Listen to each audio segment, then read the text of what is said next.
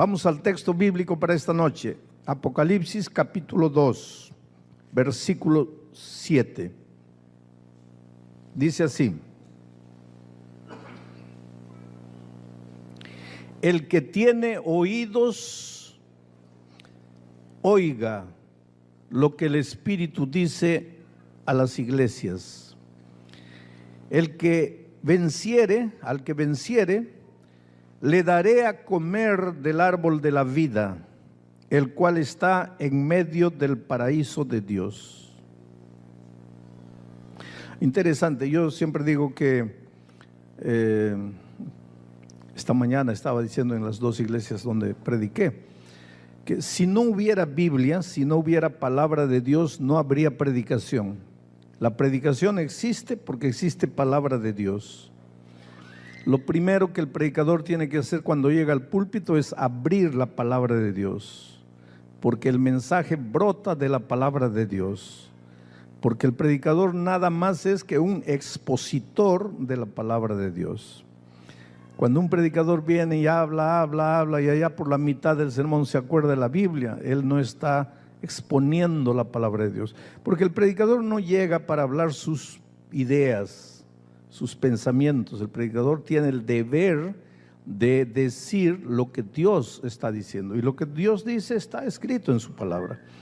Ahora, en un versículo, cada palabra tiene sentido. Tú no puedes pasar por alto las cosas. Cada palabra tiene sentido. Entonces, mira, vamos a empezar a analizar esta promesa. Primero, dice así: el que tiene oídos. Esta frase no es de Juan, esa frase es de Jesucristo. Porque Jesucristo muchas veces cuando presentaba sus parábolas, antes de presentar la parábola decía: el que tiene oídos para oír. Ahora Juan dice: el que tiene oídos, oiga. ¿Por qué? ¿Por qué Jesús y por qué Juan enfatizan el que tiene oídos para oír? Con toda seguridad, porque hay gente que tiene oídos para cualquier cosa menos para oír. Hay gente que oye y no oye. Hablas y no entienden. Dices una cosa y te entienden todo torcido. O dices una cosa y el otro interpreta mal. ¿Por qué? No tiene oídos para oír, tiene oídos para otra cosa, no para oír. Y aquí Juan lo que va a decir a continuación es algo muy solemne y dice: mira, esto no es para todos, es para el que tiene oídos para oír.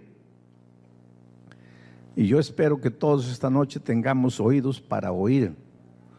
Quiere decir, tenemos que pedirle a Dios: Señor, enséñanos a entender, ayúdanos a entender, porque a veces no entendemos las cosas. Dios habla y no entendemos.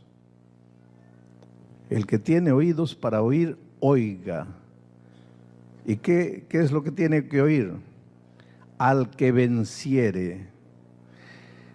Si tú agarras una concordancia bíblica y buscas en la concordancia bíblica la palabra vencedor, te vas a asustar con la cantidad de palabras que hay en la Biblia refiriéndose al vencedor, al que venciere, al que venciere, al que venciere. Ahora, querido, si la Biblia repite tantas veces la palabra al que venciere, al que venciere, al que venciere, es por una sola razón: la victoria es cierta.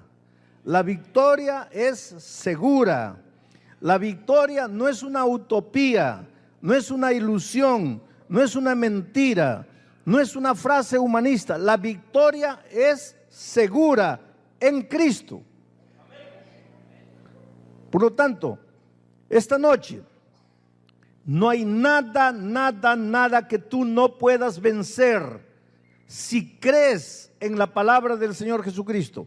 No hay nada que no puedas vencer si tienes oído para oír.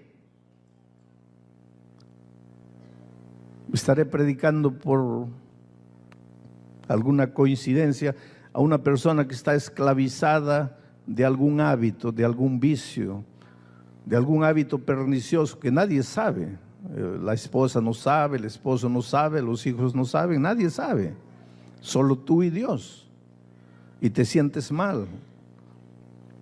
Y te sientes perdido. ¿Y cuántas veces has llorado y has clamado a Dios? ¿Y cuántas veces te has preguntado, pastor, ¿será que algún día voy a vencer? Pues yo esta noche, en el nombre de Dios, levanto su palabra para decirte, la victoria es segura. La victoria no es una promesa abstracta, la victoria no es una ilusión, no es una utopía, es contundente. Eres vencedor en Cristo. Esta mañana, esta noche puedes ya salir de aquí cantando victoria. En el cielo los redimidos cantarán por los siglos de los siglos el himno de victoria. ¿Y por qué la victoria es cierta? Porque alguien ya ganó la batalla por ti. Alguien ya derrotó al enemigo por ti. Y te digo una cosa esta noche. El enemigo puede tentarte, puede hacer miles de cosas para atraer tu atención. Te puede hacer fantasías y fantasías queriendo traerte a su terreno. Tú simplemente párate y dile, tú puedes hacer lo que quieras para engañarme, para tentarme, pero quiero que sepas una cosa, tú estás derrotado. En la cruz del Calvario, Dios colocó una estocada final en el corazón del enemigo. Hoy día nosotros luchamos con un enemigo derrotado, un enemigo perdido, un enemigo que ya no tiene por qué ganarnos. Yo estaba predicando una noche así, en una iglesia más o menos así, y una señora ya dio un grito atrás, y toda la gente se volvió para mirarla, porque era un grito con una voz que no era una voz natural. Y de repente las personas se dieron cuenta que estaba poseída por el demonio. Y ella agarró un banco así, enorme banco de unos 6 metros, con una fuerza descomunal. Allá en Brasil, madera sólida, madera de ley.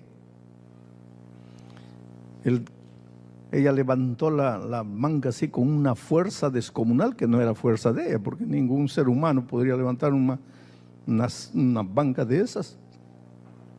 Y desde allá arrojó la banca para mí aquí. Y si yo no me retiro, la banca me golpea y me mata.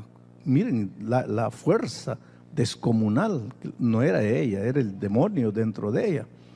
Pero lo interesante es que la mujer vino arrastrándose por el suelo así, parecía una serpiente.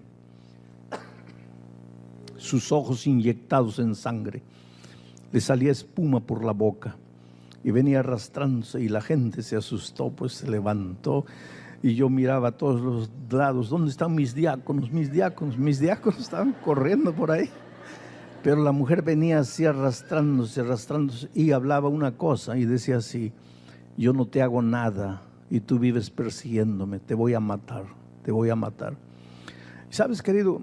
No me gusta ver esas escenas, porque yo creo que nosotros hemos nacido para vivir en compañía del Señor Jesús, no del enemigo. Eso me hace mal, ¿sabes? Yo me siento horrible, no me gusta ver una escena. He presenciado muchas escenas de esas a lo largo de mi ministerio. Y cuando vi que esa mujer avanzaba, pues yo cerré los ojos y dije, Dios mío, ahora, en este momento, es el momento en que vas a manifestar tu poder. Y finalmente, cuando la mujer llegó aquí, se desmayó. Pero esa noche, al pueblo que estaba medio asustado, yo les dije, hermanos, ¿están viendo esa escena triste? Pues eso es todo lo que el enemigo puede hacer. Arrastrarse, amenazar. ¿Qué más te puede hacer? Y yo te digo esta noche, querido, el enemigo no te puede hacer nada.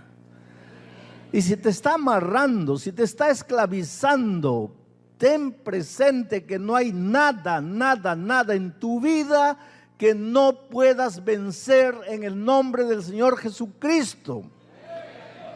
El otro día alguien me dice, pastor, yo cuando escucho predicar de la tierra nueva, del cielo, me emociono. Pero al mismo tiempo me desespero porque, pastor, cuando contemplo mi vida, yo llego a la conclusión, yo no voy a llegar, pastor. Ay, usted no sabe lo que hay en mi vida. Yo no sé lo que hay en tu vida, pero yo sé que hay un Dios todopoderoso que ha prometido muchas cosas al vencedor. Y si ha prometido cosas al vencedor es porque la victoria no es ilusión, la victoria es cierta. Y esta noche puedes salir de aquí un victorioso si entregas tu corazón a Jesús. Si le dices, Señor, yo soy débil, yo no puedo, yo no tengo fuerzas, pero yo te abro mi corazón, entra en mí, en la persona de tu espíritu. Quiero que mi cuerpo sea el templo de tu espíritu, entra en mí. Y lo que yo no puedo hacer, hazlo tú por mí. La fuerza que yo no tengo, dámela tú. Y entonces vas a vivir la experiencia que Pablo dice, ya no vivo yo, ahora Cristo vive en mí.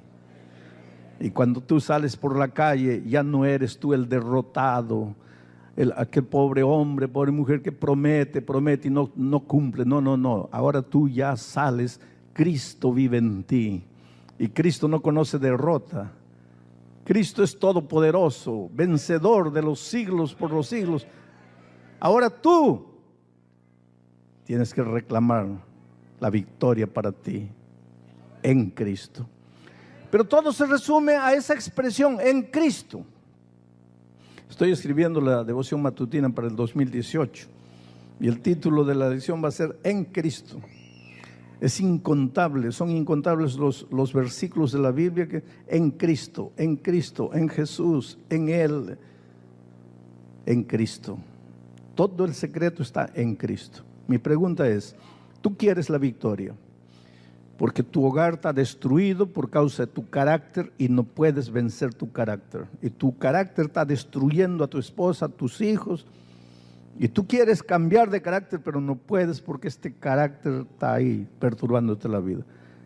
Pues esta noche abre el corazón a Jesús y vas a ver que Jesús va a vivir en ti sus grandes obras de victoria.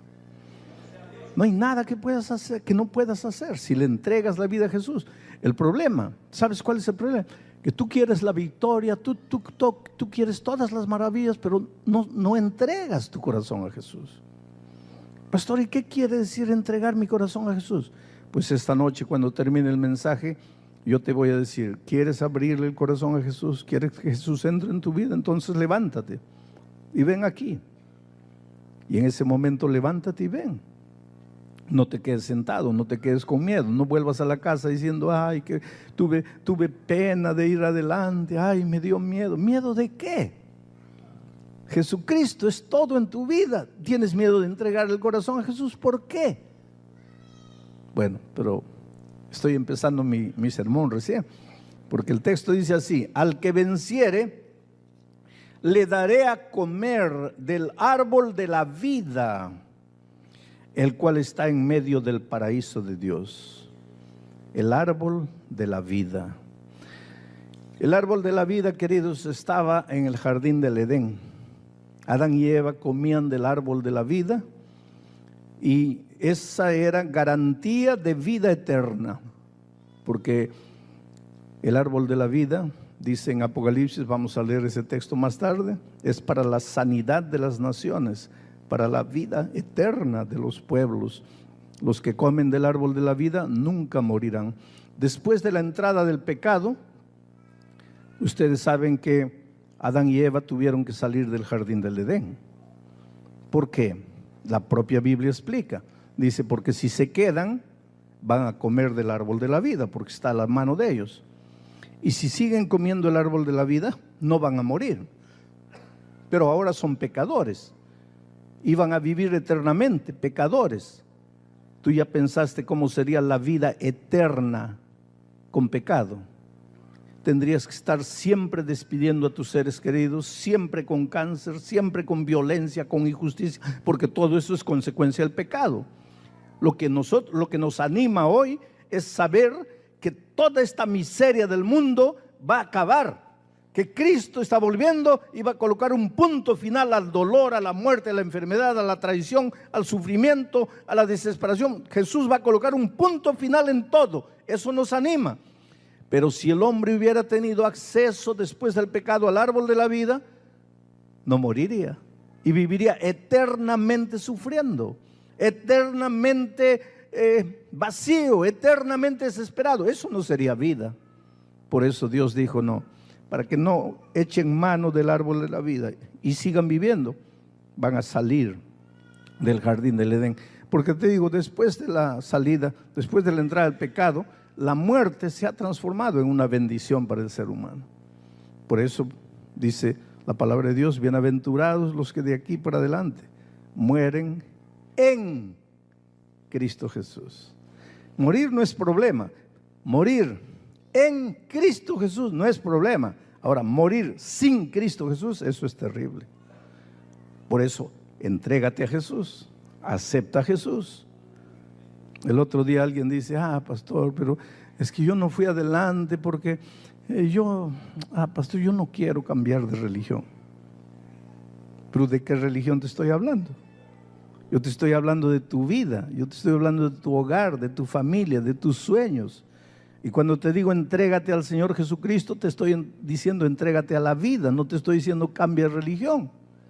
No tengas miedo de entregarte al Señor Jesucristo, de darle tu corazón a Él. Pero ahora vamos a entender algunas cosas más. Mira, para eso vamos a leer Apocalipsis, donde encontramos de nuevo al árbol de la vida en el capítulo 22, cuando ya Jesús ha vuelto a la tierra, o está volviendo, ya después de todo, acabó el pecado y todo. El capítulo 22, versículo 1 dice: después me mostró un río limpio. Ya estamos en la tierra nueva. Después me mostró un río limpio de agua de vida. Ahora, date cuenta una cosa: el árbol de vida, el árbol de la vida, el que come sus hojas no muere. Pero aquí Juan ve un río de agua de vida. Hay un río de agua de vida, hay un árbol de vida. Vamos a seguir entendiendo. Después me mostró un río limpio de agua de vida, resplandeciendo como cristal. Y ese río de agua de vida salía ¿de dónde? Del trono de Dios y del Cordero. El río de agua de vida salía del trono de Dios y del Cordero. De ahí salía el río de agua de vida. ¿Y qué es lo que alimenta al árbol de la vida? El río del agua de la vida alimenta al árbol de la vida. El árbol de la vida no es árbol de la vida porque sus hojas son mágicas. No tiene ningún poder el árbol en sí. El árbol de la vida recibe vida del río del agua de la vida. Y ese río del agua de la vida viene ¿de dónde? ¿Nace dónde?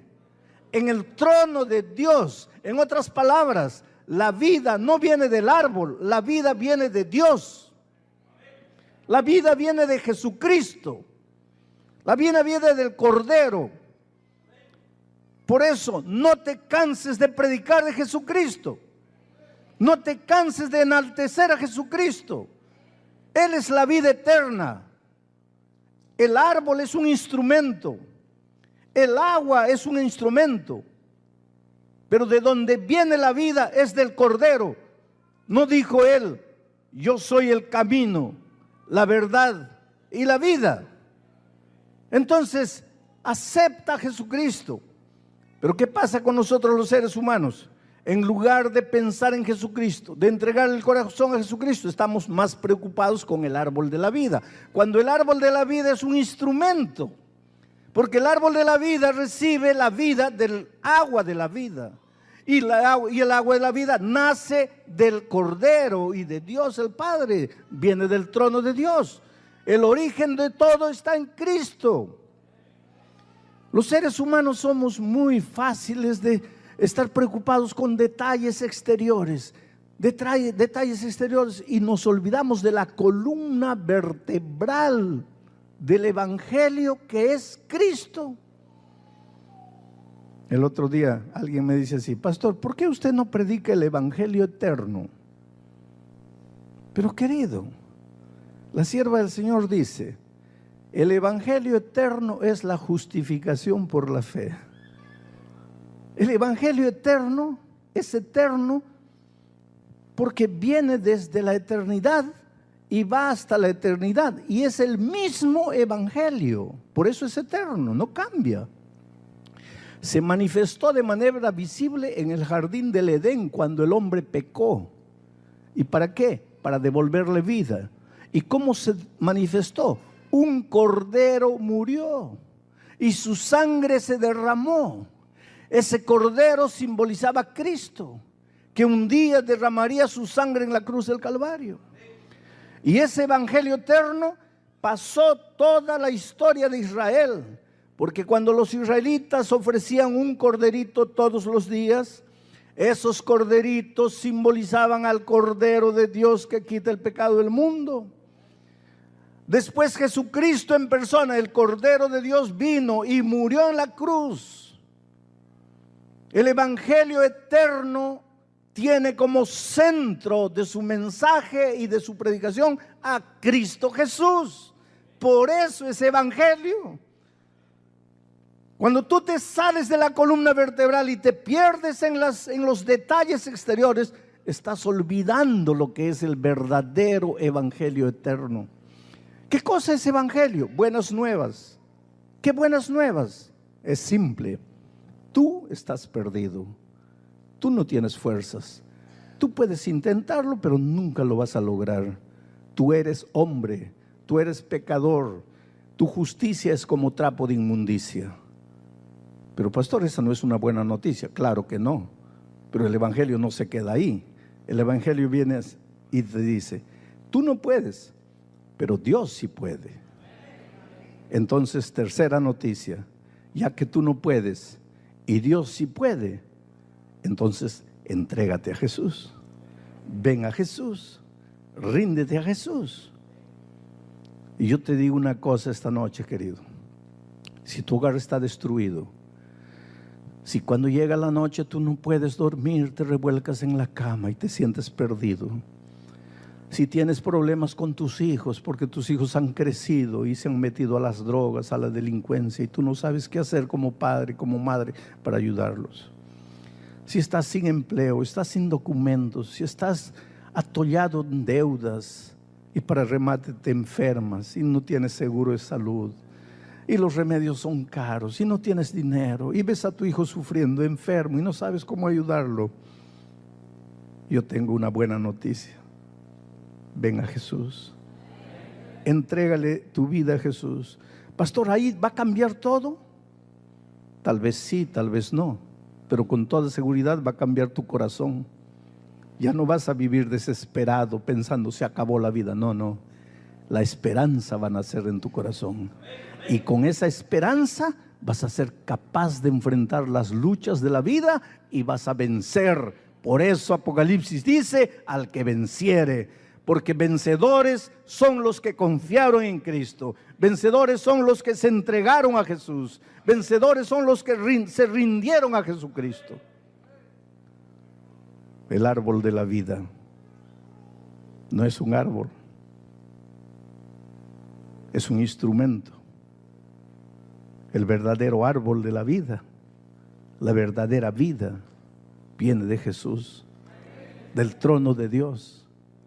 Y cuando aquí en la promesa del Apocalipsis es: al que venciere le daré a comer del árbol de la vida, en realidad la promesa es la siguiente: al que venciere le voy a dar el privilegio de andar conmigo para siempre a mi lado.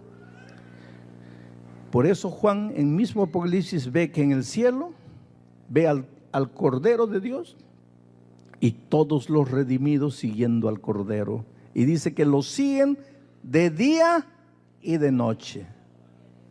¿Por qué los siguen en el cielo de día y de noche? Porque en la tierra aprendieron a seguirlo de día y de noche. Si no aprendes a seguirlo en la tierra de día y de noche, ¿cómo lo vas a seguir en el cielo de día y de noche? Pero para seguirlo, primero tienes que rendirte, primero tienes que entregarte, primero tienes que decirle: Señor, yo creo en ti, yo te necesito en mi vida. Señor, enséñame. Ahora viene una pregunta: pero pastor, si Jesús está en el cielo, ¿cómo es que yo me entrego a Él? ¿Cómo es que yo vivo con Él? Porque Él está en el cielo. ¿Tengo que hacerlo solo en mi mente? No en tu mente. La vida cristiana no es vivir cosas en la mente, es experiencia práctica. Pero ¿cómo puedo entonces conocer quién es Jesús? ¿Cómo puedo saber quién es Jesús? ¿Cómo puedo cultivar el compañerismo con Él? Pues el propio Señor Jesucristo, hablando de su palabra, dijo así: escudriñad las Escrituras. ¿Por qué? Porque a vosotros os parece que en ellas tenéis, ¿qué cosa? ¿Qué cosa? La vida eterna. ¿Y para qué comerás de las hojas del árbol de la vida en el cielo? Para tener vida eterna. ¿Y de dónde viene esa vida eterna? No de la hoja, ni del agua, del trono, del propio Cristo. ¿Quieres tener un encuentro con Cristo? Entonces, en esta tierra, ¿qué es lo que tienes que hacer? Escudriñar las Escrituras. Porque a vosotros os parece que en ellas tenéis la vida eterna, y ellas son las que dan testimonio ¿de quién? De Cristo.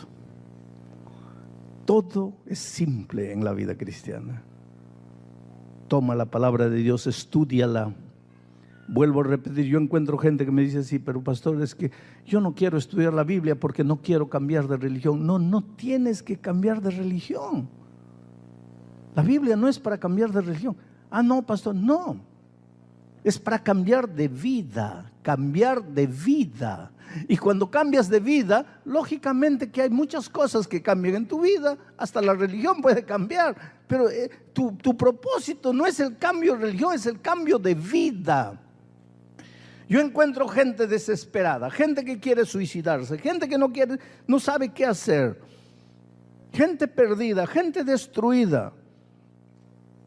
Un día encontré en el Brasil una persona que había intentado suicidio. Mira, pobrecito. Pensaba que la vida no tenía sentido, que la vida había acabado para él, que Dios se había olvidado, que nada le daba resultado en la vida. Se arrojó del 7º piso. Era para morir. Y el pobre no muere. Se queda parapléjico para el resto de la vida.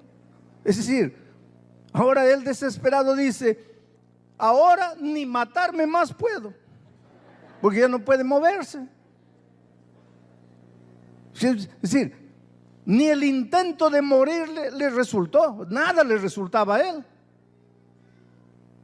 Y ahora tiene que depender de los otros, no puede moverse. Y en esas circunstancias le llega la palabra de Dios.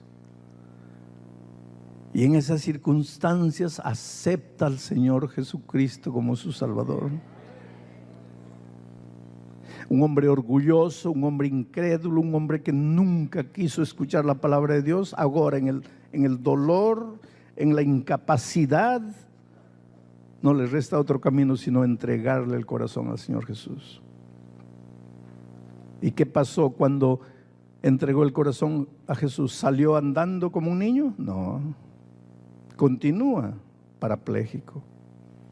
Pero ahora su corazón está lleno de esperanza. Y ahora abre la boca para testificar del amor de Jesús. Ahora le dice a los incrédulos: ¿estás esperando llegar al estado en que yo estoy para entregarte a Jesús? Y con su testimonio trae decenas y decenas y decenas de personas para Cristo. Porque encuentra gente con 2 brazos, con 2 piernas, que no quieren vivir, que quieren morir, que están desesperados. Y él le dice así: mira, Tú tienes brazos, tienes piernas, puedes andar. Yo no puedo andar, pero mira mis ojos. Mira las ganas de vivir que tengo. Mira lo que Dios hizo en mi vida. Pero tú tienes todo, ¿y por qué te quejas? Te falta Jesús, entrégate a Jesús. Y las personas se entregan a Jesús. Oh querido, yo te digo una cosa, tú eres precioso a los ojos de Dios. Dios tiene un plan tan bonito para tu vida. El otro día, una chica me dice, no tenía más de 22 años, pastor, no diga eso. No diga que Dios tiene un plan para mi vida. Porque cuando yo tenía 3 años de edad, mis padres murieron en un trágico accidente.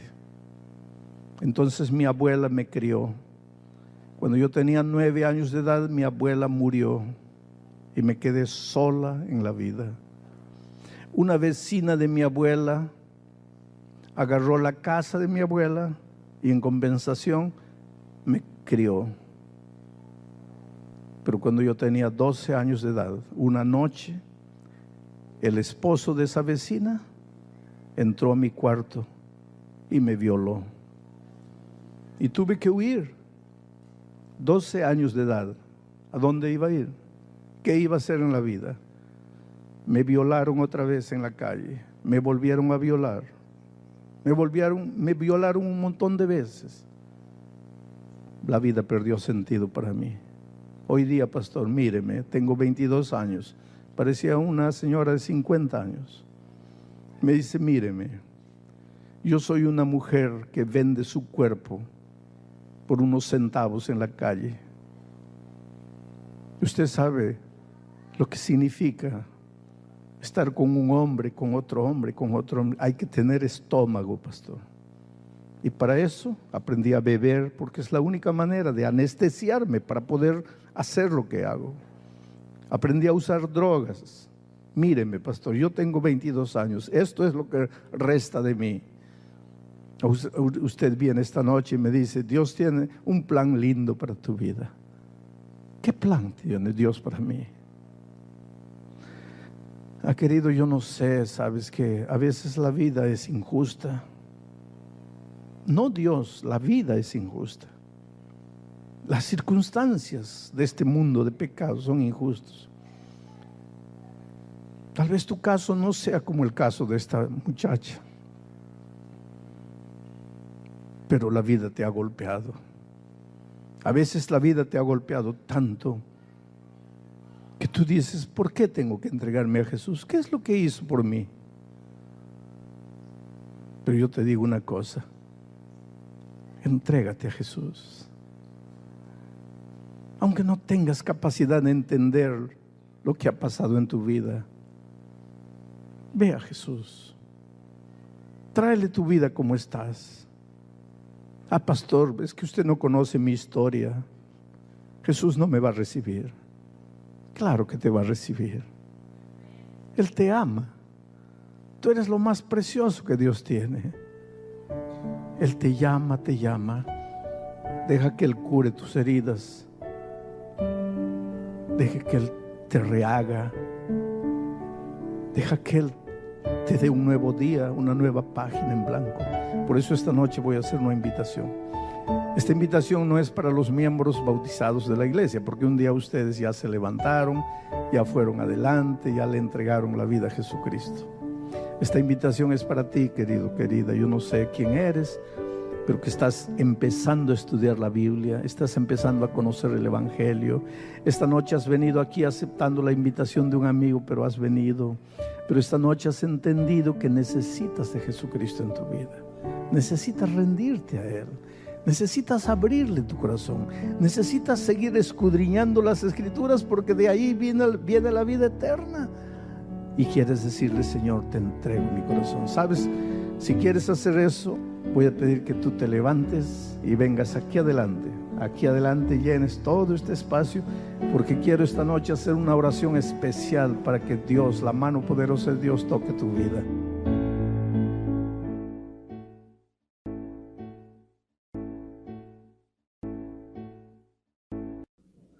Así como el tema principal de Juan es el amor, así como el tema principal de Pablo es la fe. Para Pedro el tema apasionante de toda su epístola es la esperanza. Solo que la esperanza para Pedro no es lo que nosotros a veces entendemos por esperanza. ¿Qué es esperanza para nosotros? Por ejemplo, le prometes comprar una bicicleta a tu hijo en Navidad y ahí el chiquito pues se queda con esperanza, ¿no? ¿Esperanza qué? De la bicicleta. Espera la bicicleta, espera la bicicleta. ¿Y qué tal si faltando un mes para Navidad tú pierdes el empleo y se enferma tu esposa y gastas todo el dinero que tenías ahorrando ahí para la bicicleta con la enfermedad? Llega Navidad y no tienes para comprar y no puedes cumplir la promesa que has hecho. Quiere decir, para nosotros los seres humanos, esperanza es como que un deseo de ojalá que suceda. Quiera Dios que suceda.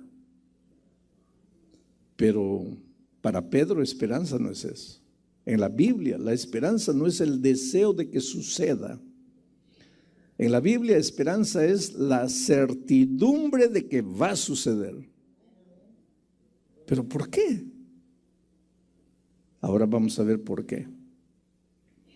Y mediante el cual, está hablando de Jesucristo, porque en el versículo 20, que fue nuestro tema ayer, se hablaba del cordero que había sido sacrificado, pero que ya estaba todo planeado desde antes de la fundación del mundo. Y ahora comienza el texto, y mediante el cual, está hablando de ese cordero, o sea, del Señor Jesucristo. Mediante el Señor Jesucristo creéis en Dios. ¿Por qué dice mediante Jesucristo creéis en Dios? Vamos a seguir leyendo. Y mediante el cual creéis en Dios, quien le resucitó de los muertos y le ha dado gloria, para que vuestra fe y esperanza sean en Dios. Esperanza, recuérdate que esperanza para Pedro no es el deseo de que algo bueno suceda, es la certidumbre de lo que va a suceder. Por ejemplo, cuando decimos nosotros, yo tengo la esperanza de que Cristo vuelva, no es que yo quisiera que Cristo vuelva, no, yo tengo la seguridad que va a volver. Esa es la esperanza cristiana, seguridad. Y cuando la palabra de Dios te dice, hijo, debes tener esperanza, está diciéndote, no te está diciendo, hijo, debes querer que pase, no, te está diciendo, debes tener la seguridad de que va a pasar. Y ahora aquí en este versículo, Pedro te da la razón y habla de la resurrección de Cristo, quien le resucitó de los muertos. O sea, la resurrección de Cristo es la más grande prueba del amor de Dios, del poder de Dios. Porque un muerto está muerto, un muerto no resucita, pero Cristo resucitó. Y si Cristo resucitó, no hay nada que Dios te haya prometido que no se puede cumplir. Y tu esperanza tiene que estar alimentada en la prueba contundente de que Cristo resucitó. Entonces tu esperanza no es vana. Tu esperanza no está basada en la palabra de un ser humano. Tu esperanza está basada en una prueba concreta del poder de Dios, que es la resurrección de Cristo. Ahora vamos a leer el versículo para que entiendas mejor. Y mediante el cual, Jesucristo, creéis en Dios. ¿Por qué crees en Dios ahora mediante Jesucristo? Porque Jesucristo murió y resucitó. Y la muerte y la resurrección de Cristo te hace creer en lo que Dios te promete. Cree en Dios porque Cristo resucitó. Mediante el cual creéis en Dios, quien le resucitó de los muertos y le ha dado gloria, para que vuestra fe y esperanza sean en Dios. Vuestra fe y esperanza tienen que ser edificadas y construidas ¿en quién? En Dios. Y Dios nunca te va a fallar. Nunca te va a fallar. Su promesa es segura por ti. ¿Cuánta gente está herida fuera de la iglesia porque alguien no lo trató bien en la iglesia? Ahora, y la guardan de verdad. La guardan de guardar. La guardan en la biblioteca, la guardan en el cajón y después dicen, no pasa nada. ¿Qué va a pasar? Pues está guardada. Sí, pero ahí dice guardar. No, pues ese guardar, ahí viene el problema del idioma. El idioma.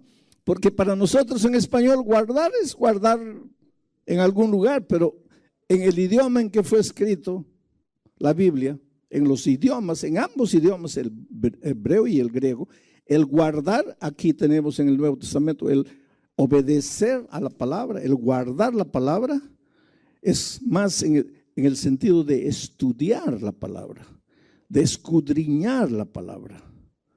Y la palabra tiene un poder purificador extraordinario. Ahora te voy a dar un consejo, mira.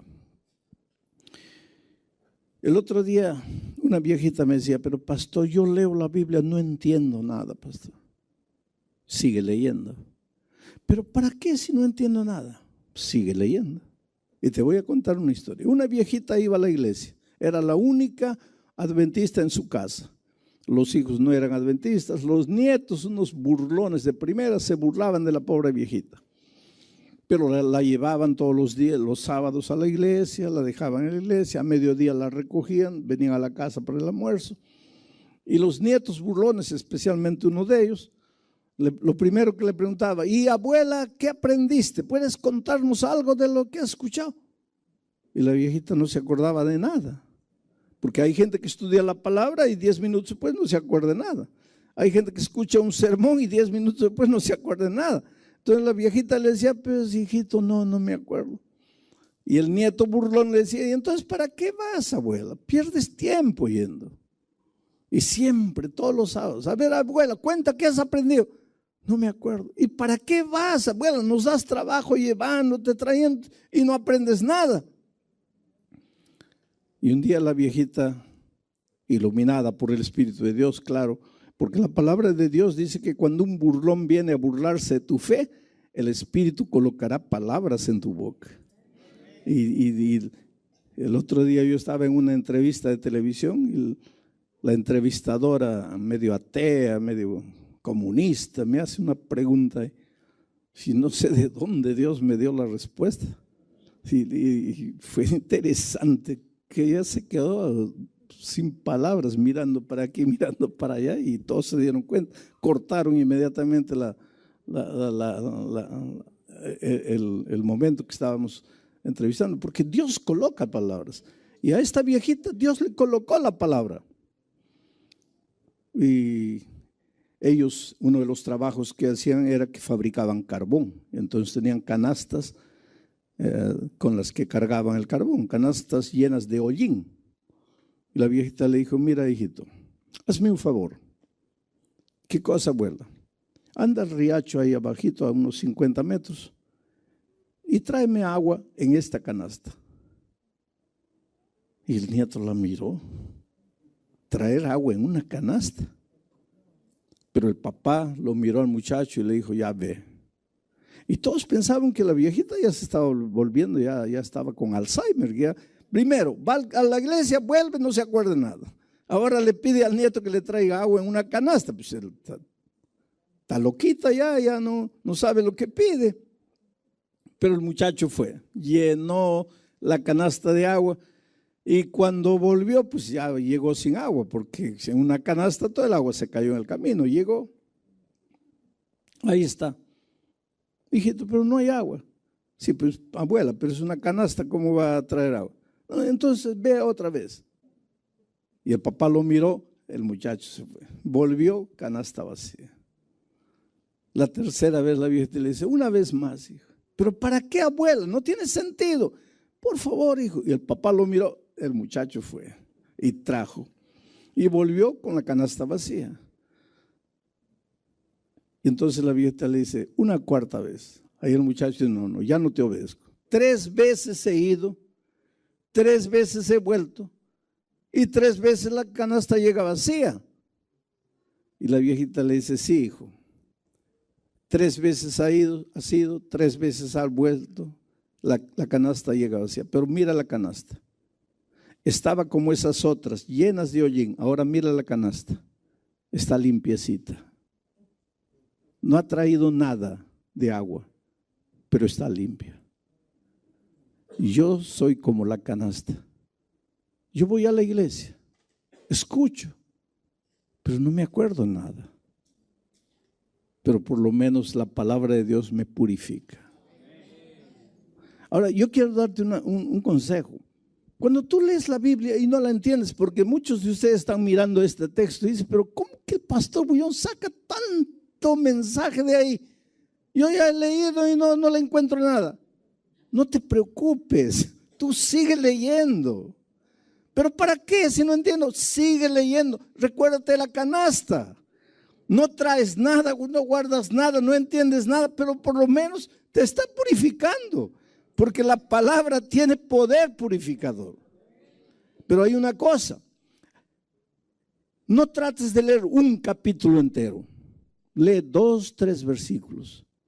Y entonces piensa así, ¿qué es lo que Dios me quiere decir aquí? A ver, ¿qué es lo que Dios me quiere decir? ¿Ah? No leas 2, 3, 4 capítulos solo por leer.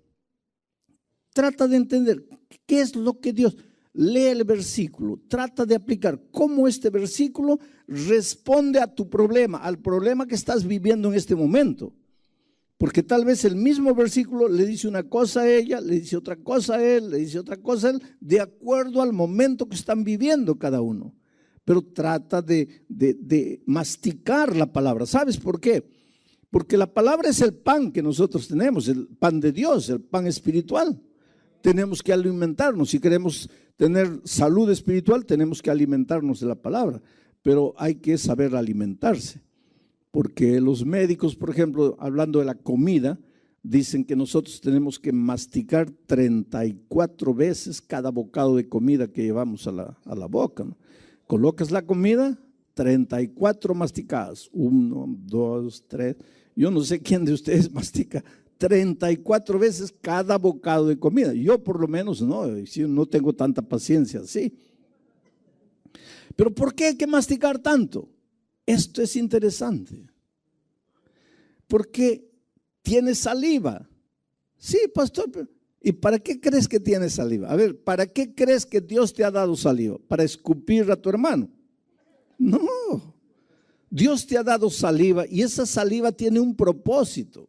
Tiene varios propósitos, pero uno de los propósitos es que cuando tú vas masticando la comida, la saliva se va mezclando con la comida.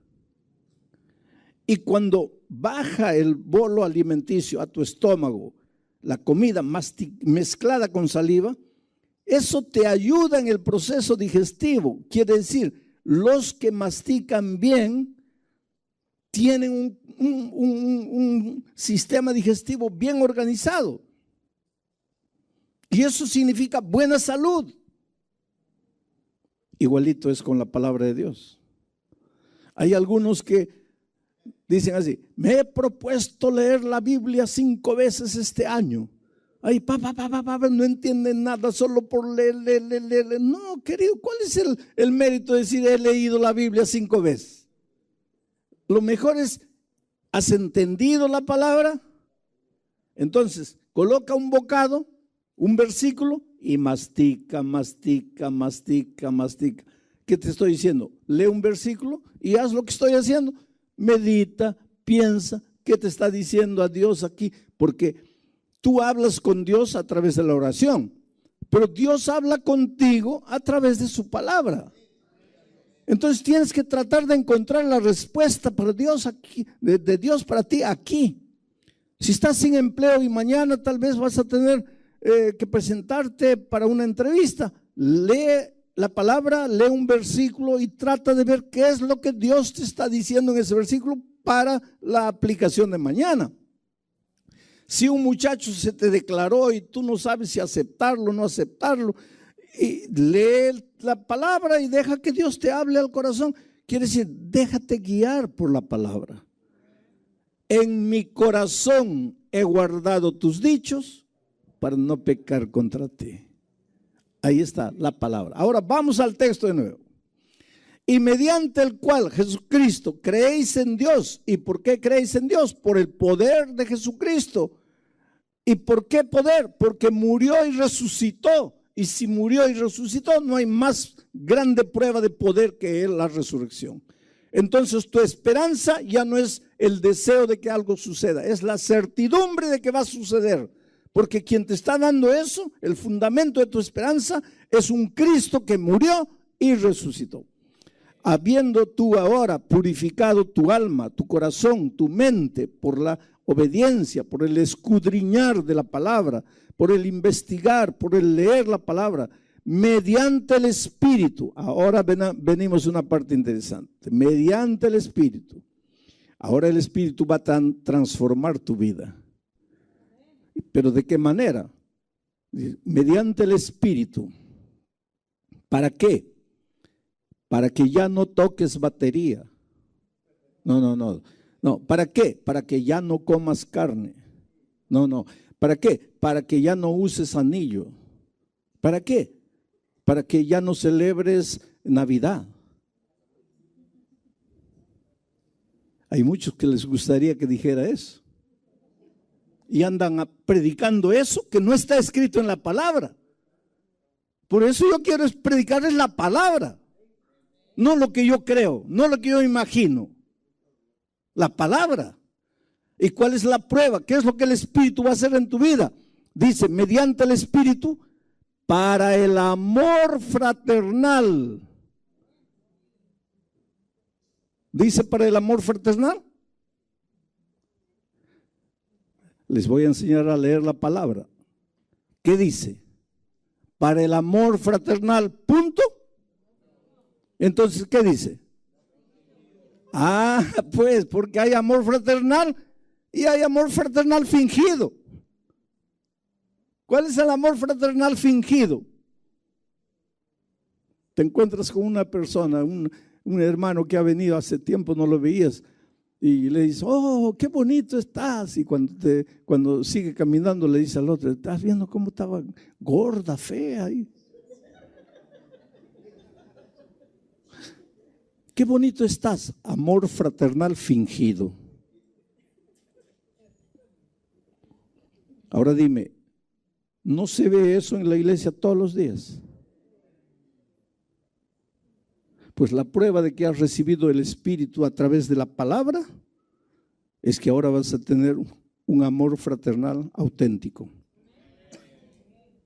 La más grande prueba de que esta iglesia es la iglesia del Espíritu debe ser que sea la iglesia del amor y que se amen los unos a los otros y que se acepten los unos a los otros.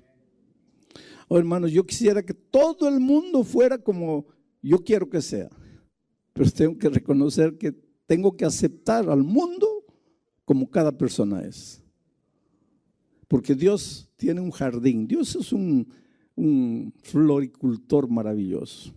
Hay tulipanes, hay San José, hay rosas, hay claveles, hay gladiolos, hay girasoles. Así es el jardín de Dios. Y es como un huerto también el jardín de Dios.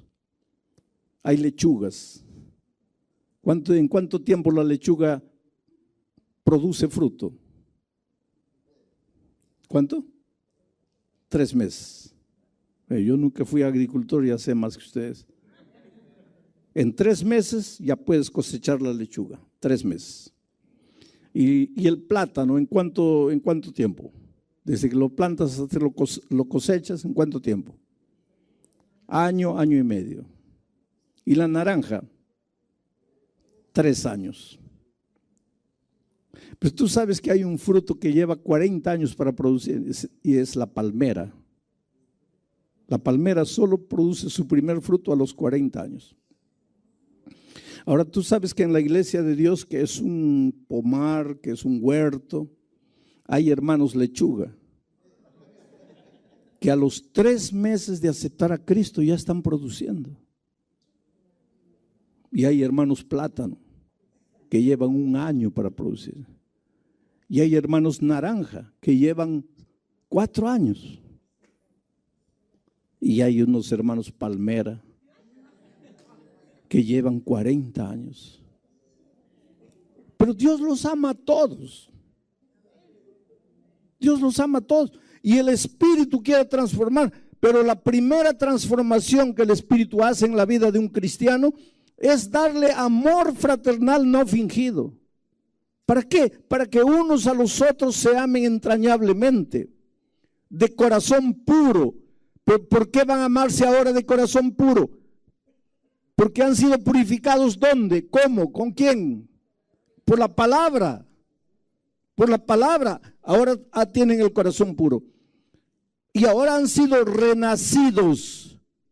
Ya no de simiente corruptible, ya no, porque has nacido de simiente corruptible, la simiente de tu padre, de tu madre, que recibieron de los abuelos, que recibieron de los bisabuelos, que recibieron de los tatarabuelos.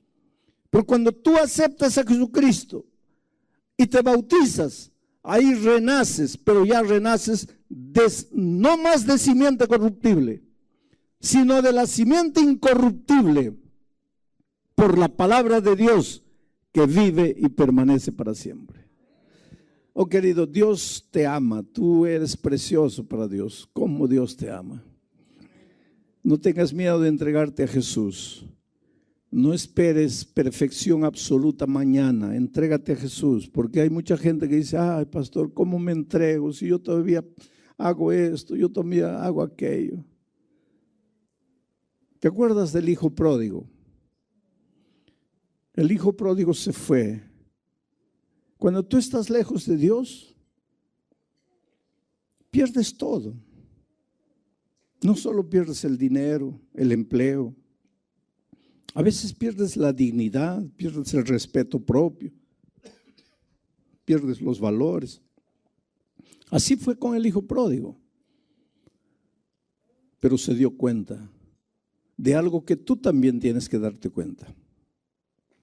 Lejos de mi Padre, nunca voy a ser feliz. Y yo te digo esta noche, lejos de Dios, tú puedes hacer lo que quieras para renacer. Tú puedes hacer lo que quieras para purificar tu mente, purificar tus sentimientos. No vas a poder. Y cuando digo, lejos de Dios, puedes hacer lo que quieras para renacer, no es solo para renacer espiritualmente. Para renacer en la vida profesional, para renacer en la vida familiar, para renacer. Tu hogar está destruido, pues necesita un renacimiento. Pero ¿cómo va a renacer si estás lejos de Dios? Tú lejos de Dios puedes intentar lo que quieras, nunca va a suceder nada bueno. Por eso el hijo pródigo dijo, ¿cuántos jornaleros en la casa de mi padre tienen algo que comer? Y yo aquí muriéndome de hambre, luchando. Entonces dijo, me levantaré e iré a mi padre y le diré, Padre, he pecado contra el cielo y contra ti. Ese he pecado quiere decir, me he alejado de ti. Me levantaré e iré y le diré a mi padre. Y ahí, en ese momento, cuando él dijo, me levantaré e iré, ¿sus problemas se resolvieron? ¿Sí o no? Piensa bien. Cuando él dijo, me levantaré e iré, ¿ahí se acabaron sus problemas? No. Entonces, ¿cuándo se acabaron? Cuando se levantó y fue. No cuando dijo, me levantaré e iré. Tú sabes que en la vida cristiana hay muchos, dicen, sí, un día me entregaré, un día me entregaré. No, nada se va a resolver en tu problema, en tu vida. No es cuando, un día. Si algo se va a resolver en tu vida, es cuando te levantes y vayas. Y ahora, él tenía que ir. ¿Y qué dijo?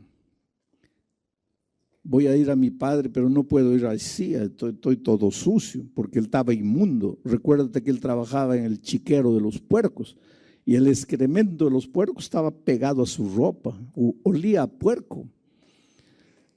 Y la barba grande, los cabellos desgreñados, sucios, los piojos cayéndole, ropa sucia, inmunda, un asqueroso. Él podría haber pensado, ¿cómo voy a volver a mi padre así? Él me va a botar, así no puedo. Yo primero tengo que bañarme, tengo que cortarme el cabello, cortarme las uñas, tengo que echarme un poquito de perfume así, bien oloroso ya, ahí voy, él me va a recibir. ¿Eso es lo que la parábola dice? Pero sin embargo, muchos, a veces líderes de iglesia, al pobre pecador le dicen: mira, tienes que venir, pero tienes que cambiar de vida.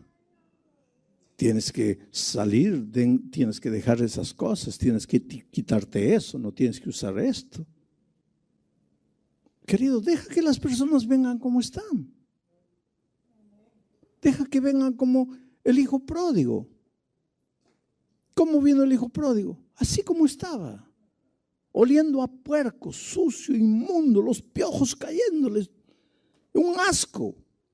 Y la palabra de Dios dice que el padre, desde que él se fue, se quedó en la terraza de la casa mirando al camino por donde se fue, porque tenía en su corazón la seguridad de que un día mi hijo va a volver y yo lo voy a esperar.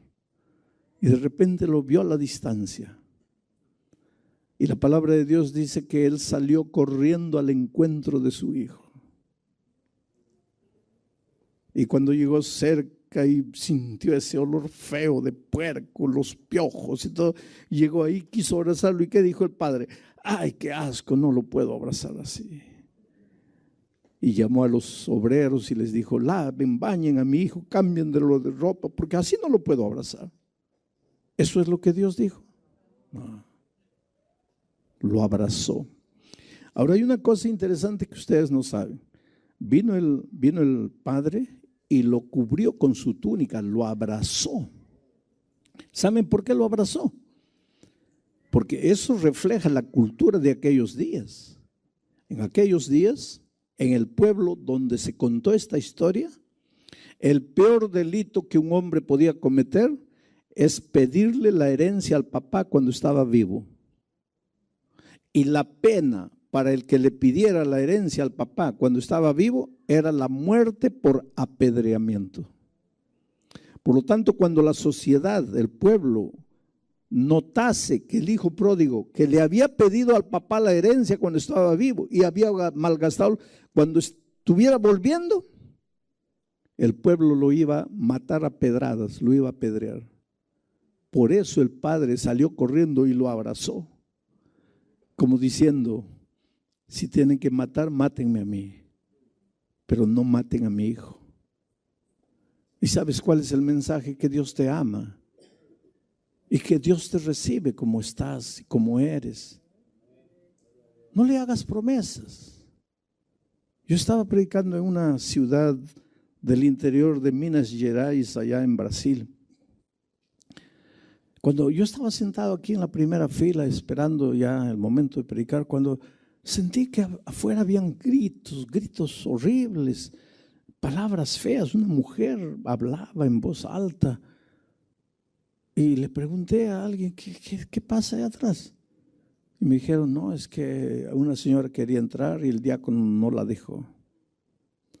Y la historia es interesante porque como yo estaba llegando a predicar esa tarde a esa ciudad, los hermanos prepararon unos volantes, unos papeles, ¿no? Y distribuyeron en toda la ciudad, y en esos papelitos decía: si tu vida está destruida, si estás acabado, si estás perdido, si sientes que no vales nada, ven esta noche a esta dirección y verás que hay esperanza para ti. Y sabe que esos volantes fueron distribuidos en toda la ciudad y llegaron al barrio rojo de la ciudad donde estaban los prostíbulos.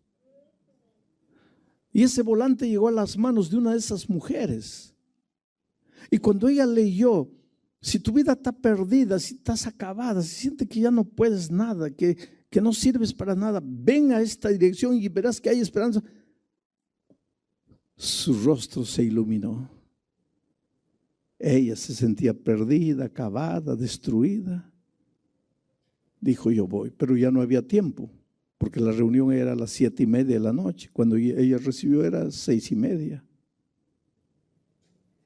Y entonces vino, así como estaba. Y ella, para pararse en las calles ahí a atraer hombres, pues se vestía de una manera completamente provocativa, una ropa pegada al cuerpo, una falda bien arriba de las rodillas, en fin, para llamar gente, ¿no? Y no tenía tiempo de irse a la casa, cambiar de ropa, nada, se vino como estaba. Y cuando estaba entrando, un hermano la paró allá. Le dice, usted no puede entrar así. Y ella venía con el volante en la mano y todavía los hermanos habían colocado invitación personal. Y ella dice, pero yo he recibido esta invitación personal. Y el hermano le dice, amor fingido. Ahí está el amor fingido.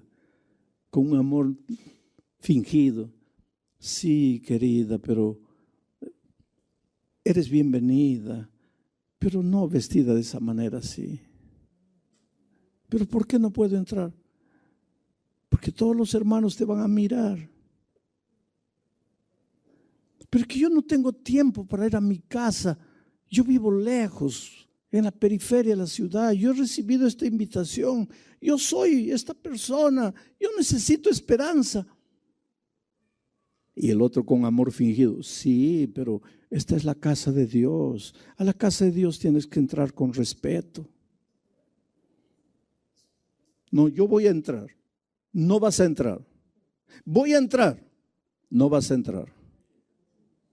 Y entonces, pues, esa pobre muchacha que había crecido en ese ambiente y vivido ahí, pues, le dijo 4 cosas bonitas al anciano de iglesia, ¿no? Lo mandó a pasear a la estratosfera. Y eso es lo que yo escuché. Y cuando salí, le dije, ¿dónde está ella? No, ya se está yendo ella. Entonces yo fui corriendo y a mitad de la calle la alcancé. Y cuando llegué cerca de ella estaba yéndose, pero llorando. Le dijo, mire, por favor, vuelve. No, no quiero. Por favor, vuelve. ¿Quién va a predicar esta noche? Soy yo. No quiero. Por favor. Vas a entrar conmigo, nadie te va a impedir. No, no quiero, gracias, no quiero. Y se fue. Y esa noche yo me levanté para predicar. Ahí estaban los hermanos todos bien vestiditos, maravillosos, listos para irse al cielo. Porque así somos, querido. Y pensamos que estamos defendiendo a Dios. Oh, estamos vigilando la casa de Dios. Porque a la casa de Dios no se puede entrar de esa manera. Sabes que mi corazón dolía. Yo quería predicar. Porque tal vez Dios me llevó a esa ciudad solo por causa de esa pobre mujer.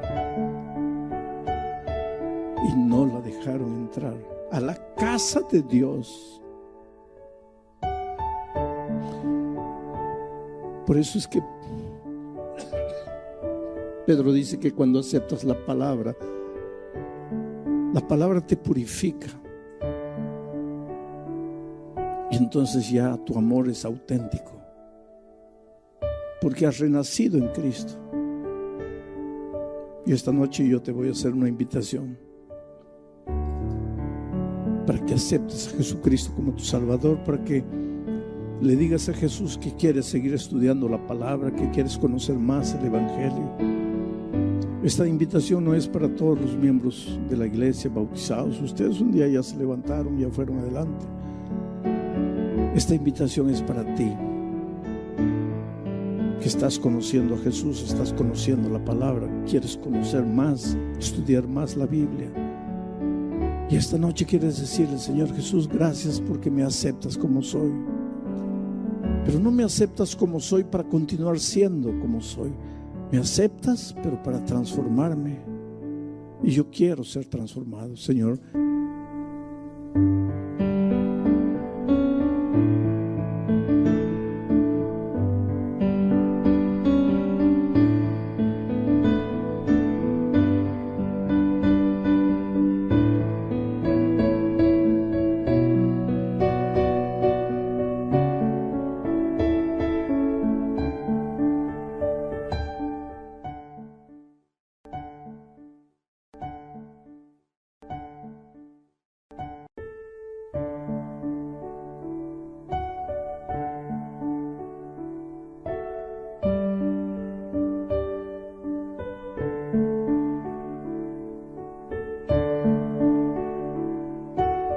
Hola, mi amigo querido, qué alegría podemos estar nuevamente juntos para estudiar la lección número 10 para el 9 de marzo del año 2024.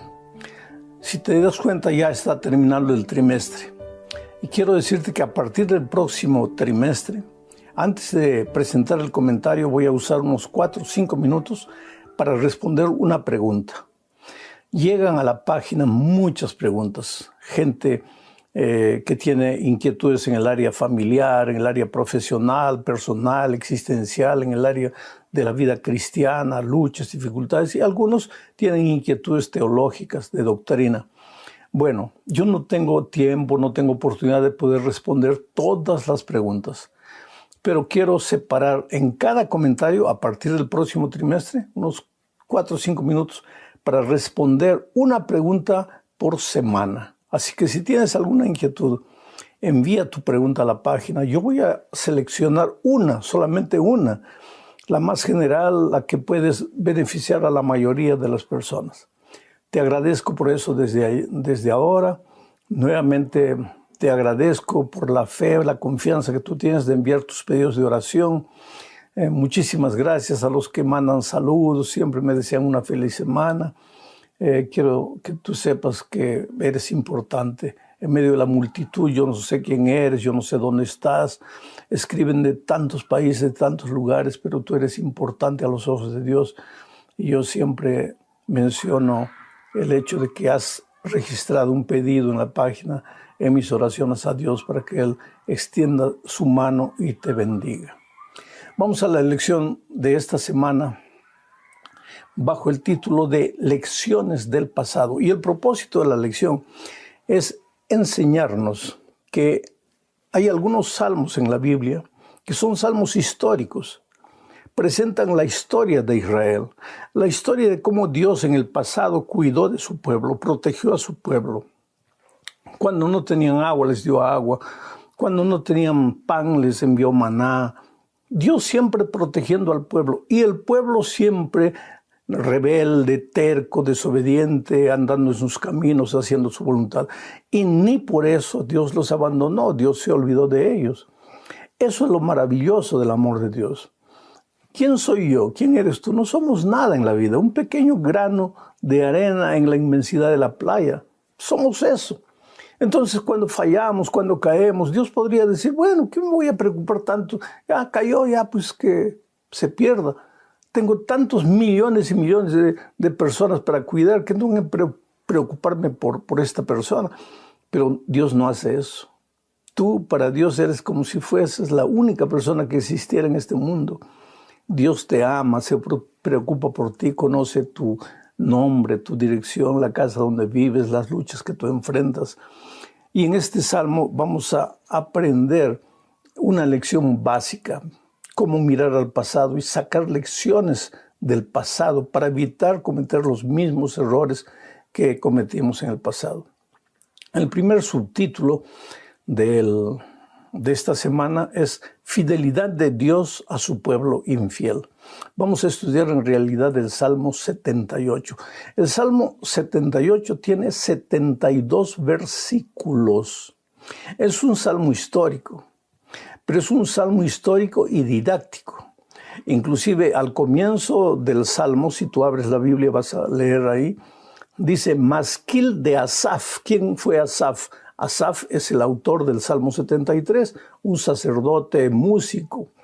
¿Y qué quiere decir masquil? Enseñanza de Asaf. O sea, este es un salmo didáctico. Tú lees en este salmo y aprendes lecciones de manera interesante. Hay 13 salmos, entre los 150, 13 que son masquiles, o sea, son salmos didácticos. Claro que tú puedes aprender lecciones de todos los salmos de los 150, pero estos 13 tienen como objetivo principal la enseñanza, llevarte a mirar al pasado para aprender lecciones del pasado. Inclusive en esta semana vamos a estudiar algunos de esos salmos. Vamos a leer Salmo 78, versículo 2. Mira lo que dice. Abriré mi boca en proverbios. Esa palabra proverbios en el idioma original hebreo es bemasal, que puede ser traducido como proverbios o como parábolas. Entonces, este salmo dice así: abriré mi boca en proverbios, en salmos, hablaré cosas escondidas desde tiempos antiguos. Proféticamente, el salmista aquí estaba anunciando la manera como el Señor Jesús enseñaría, porque cuando Jesús estuvo en esta tierra, dijo que había venido a enseñar en parábolas, las parábolas. El Señor Jesús tomaba una figura o contaba una historia, relataba algo, pero con el propósito didáctico de enseñar, para que las personas pensasen en lo que Él estaba diciendo y aprendiesen las lecciones. Bueno, este Salmo 78 es un salmo histórico, como te digo. Entre los versículos 9 al 54, por ejemplo, se habla del Éxodo. Se cuenta la historia del Éxodo, de cómo Dios libertó al pueblo de Israel de Egipto. Si tú lees los versículos 55 al 64, tú encontrarás ahí la historia de cómo Dios protegió a su pueblo en el desierto y finalmente cómo lo estableció en victoria en la tierra de Canaán. Y si tú lees de los versículos 65 al 72, verás ya la parte histórica de la época de David, cómo Dios cuidó de su pueblo en la época de David. Por lo tanto, cuando tú leas el Salmo 78, aprende una cosa. Ese salmo habla de cómo Dios cuidó, Dios protegió, Dios se preocupó por su pueblo, pero al mismo tiempo relata cómo el pueblo fue indiferente con Dios, cómo el pueblo fue desobediente con Dios. Y Dios no lo abandonó. El Dios de misericordia siempre les dio una segunda oportunidad. Ese es el Dios maravilloso que tú tienes. Por eso, querido, cuando la vida te golpea, cuando caes, por más que la culpa haya sido tuya, por más que tú hayas errado, sabiendo lo que estabas haciendo, pero ahora estás herido, caído, sangrando en el suelo, no te desesperes. Dios es el Dios no de la segunda oportunidad. Dios es el Dios de la tercera, la cuarta, la quinta, de la milésima oportunidad. Lo que más Dios quiere es salvarte. Levántate en el nombre de Jesucristo y sigue adelante. Vamos ahora a la segunda parte, recordar la historia y alabar a Dios. En esta oportunidad vamos a estudiar el Salmo 105. Este Salmo 105 es un salmo de David. ¿Por qué digo que este Salmo 105 es de David? Cuando tú abres la Biblia y lees Salmo 105 no vas a ver a David como el autor. ¿Pero por qué digo que David es el autor? ¿Sabes por qué? Porque este salmo usa las mismas palabras que están registradas en el primer libro de las Crónicas, capítulo 16, versículo 8 al 22. Las mismas palabras de Crónicas están aquí en el Salmo 105. Y si tú lees el libro de Crónicas, vas a ver que esas palabras en Crónicas las escribió David cantando por ocasión del traslado del arca que estaba en la casa de Abinadab. Y cuando David fue coronado rey, decidió traer el arca para Jerusalén. Buscó 30,000 soldados, fueron a la casa de Abinadab y mientras llevaban el arca, trasladaban el arca para Jerusalén, iban cantando las palabras de este salmo. Por eso decimos que el autor de este salmo es David. Hay un parecido entre este Salmo 105 y el Salmo 78 que vimos anteriormente. Pero en ambos se cuentan los prodigios de Dios, el amor de Dios, cómo Dios cuida a su pueblo, solo que en el 78 se menciona la desobediencia, la terquedad, la malcriadez del pueblo de Israel. Ya en el 105 no, solo se habla del amor protector de Dios. Por ejemplo, vamos a leer Salmo 105, versículos 5 y 6. Dice así: acordaos de las maravillas que Él ha hecho, de sus prodigios y de los juicios de su boca.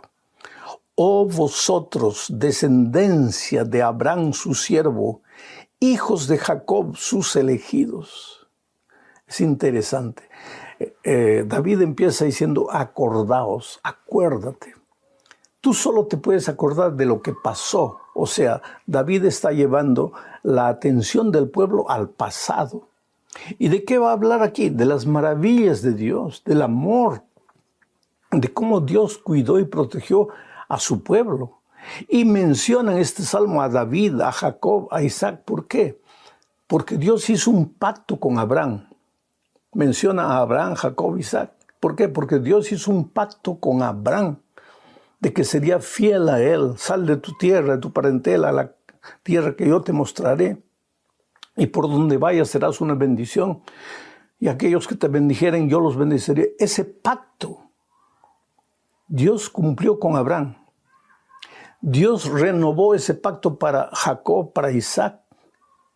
Dios a lo largo de la historia siempre ha estado renovando su pacto, recordándole al pueblo que nada tiene que temer con relación al futuro, a menos que se olvide de lo que pasó en la historia. Oh querido, Dios te ama. Cuando a veces tú estás triste porque has fallado, porque has hecho algo que no deberías hacer, arrodíllate y conversa con Dios. Usa las palabras de este salmo. Agradece a Dios por lo que ha hecho en el pasado. Desde que Adán y Eva fueron expulsados del Edén por causa de su desobediencia, como Dios siempre mantuvo un remanente, un pueblo obediente. Inclusive ese pueblo obediente muchas veces falló, pero Dios nunca lo abandonó. Siempre los acompañó hasta entrar a la tierra prometida, donde Dios continuó renovando su pacto, cuidando y protegiendo a su pueblo. Debemos mirar al pasado, querido, pero no para atormentarnos, no para desesperarnos, no para autocastigarnos o mucha gente hasta suicidarse. No. Debemos mirar al pasado. Y es verdad, tal vez no tenemos nada de que enorgullecernos, errores, pero ¿qué importa? Ahí está la oportunidad de Dios. Un día una persona me dijo, pastor, Dios me puede perdonar, pero yo no me perdono. Pero querido, con todo el cariño, con todo el respeto que tú mereces, yo te hago una pregunta. ¿Quién eres tú para no perdonarte? Tú no sufriste. A ti no te hicieron sangrar, a ti no te echaron latigazos, a ti no te colocaron una corona de espinas en la frente, no se burlaron de ti, no te ridicularizaron. A ti no te clavaron en una cruz. Si alguien tendría el derecho de decir, yo no te perdono, es el Señor Jesucristo. Pero Él te dice, hijo, yo no te condeno, vete y no peques más. Por lo tanto, tú no puedes tener el derecho o darte el lujo de querer tener el derecho de decir no me perdono. Dios te perdona. Tú no tienes que hacer nada para que Dios te perdone, a no ser reconocer que has pecado, que has caído, pedir a Dios, suplicar su gracia misericordiosa, y entonces Él viene con su blanco manto de justicia y te cubre. Y ahora el cielo te mira no como lo que eres, como lo que has hecho, sino vestido de la vestidura blanca inmaculada del Señor Jesucristo. Qué cosa bonita. Vamos a la tercera parte. Aquí vamos a estudiar el Salmo 106. Recordar la historia y arrepentirse. Este Salmo 106 es una confesión del pueblo, de su pecado. El salmista ora a Dios, pide perdón, pero en nombre del pueblo. Todo el pueblo, querido, el sábado se reúne en la iglesia para pedir perdón a Dios, para humillarse delante de Dios. Tal vez la persona que oran por la gracia de Dios se ha mantenido fiel durante la semana, no ha caído, no ha resbalado.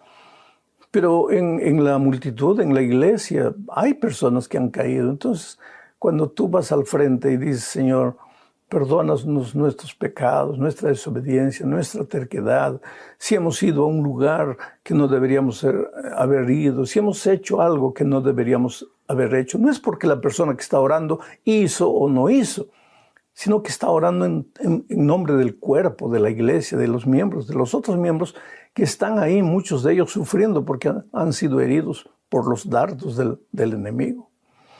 Voy a leer solo los versículos 6 y 7 del Salmo 106. Mira lo que dice el salmista. Pecamos nosotros como nuestros padres. Hicimos iniquidad, hicimos impiedad. Nuestros padres en Egipto no entendieron tus maravillas. No se acordaron de la muchedumbre de tus misericordias, sino que se rebelaron junto al mar, el Mar Rojo. Ahora, tú puedes hacerte una pregunta, pero ¿por qué aquí, en la época de los salmos ya, el pueblo o el salmista en nombre del pueblo está pidiéndole a Dios perdón, confesando sus pecados, pero no sus pecados de esta semana, sino los pecados de sus padres, sus abuelos, sus bisabuelos, aquella gente que salió de Egipto, que atravesó el Mar Rojo? Ahora el salmista dice, Señor, pecamos. Él no había estado en el grupo de los rebeldes que atravesaron el Mar Rojo y después se rebelaron contra Dios, pero él vuelve sus ojos al pasado y dice, Señor, pecamos. ¿Por qué? Querido, porque aquí está el asunto. Muchas veces nosotros leemos la historia de hombres malos, de mujeres impiedosas que han cometido errores en la Biblia. Por ejemplo, un Caín, el propio Adán. El otro día una persona me dijo, ¿qué culpa tengo yo, pastor, de estar sufriendo por la culpa de Adán? Si yo hubiera comido el fruto, está bien, yo acepto mi castigo, pero ¿qué hice yo? Adán fue el desobediente y yo tengo que pagar las consecuencias. Oh, querido, es que si tú hubieras estado en el lugar de Adán, si yo hubiera estado en el lugar de Adán, habríamos hecho las mismas cosas. Si nosotros hubiéramos estado en el desierto con el pueblo de Israel, habríamos reclamado, habríamos hecho las mismas tonterías que el pueblo hizo.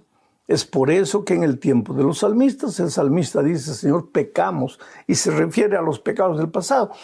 Porque de una o de otra forma, todos los pecados del pasado nosotros los repetimos en nuestro día a día. Somos traidores, somos mentirosos, somos crueles, somos rebeldes, somos ingratos, las mismas cosas. Los mismos pecados con otra ropa, pero los mismos pecados al final de cuentas. Vamos ahora a la cuarta parte de este estudio. Aquí veremos la parábola de la viña del Señor. Vamos a estudiar el Salmo 80. Aquí se describe a Israel como una viña que Dios arrancó de Egipto y la trasplantó, la plantó de nuevo en la tierra prometida. Pero por su desobediencia, porque Dios siempre fue fiel al pacto. Todos los salmos que hemos leído hasta aquí hoy, esta semana, hablan de la fidelidad de Dios a través de los años, del cuidado protector de Dios, pero es el pueblo el que se rebela. Es el pueblo el que abandona a Dios, el que se aparta de Dios. Y cuando tú te apartas del territorio de la vida que es Dios, pues entras en el territorio de la muerte. Es una cosa normal, lógica, natural. No es que Dios te castiga. Los escritores bíblicos muchas veces usan la expresión, Dios, me estás castigando, Dios no le está haciendo nada. El ser humano se separa de Dios, entra en el territorio de la desgracia, la tragedia, de la muerte. Y cuando sufre las consecuencias del pecado, lo primero que hace, Dios, me estás castigando. No, Señor, yo estoy sufriendo los resultados de mi desobediencia, del haberme apartado de Dios. Entonces, cuando el pueblo estaba ya en la tierra prometida y debería disfrutar de paz si respetase los principios del pacto, pero no respetó, se quedó como una vida abandonada. Y entonces leo el Salmo 80, versículos 12 y 13. Dice así, ¿por qué derribaste sus cercas? Está hablando de la viña de Israel, del pueblo de Israel, que está simbolizado por la viña. ¿Por qué derribaste sus cercas? Todos los que pasan le arrancan uvas. Los jabalíes le hacen destrozos. Las bestias salvajes la devoran. ¿A qué se está refiriendo David?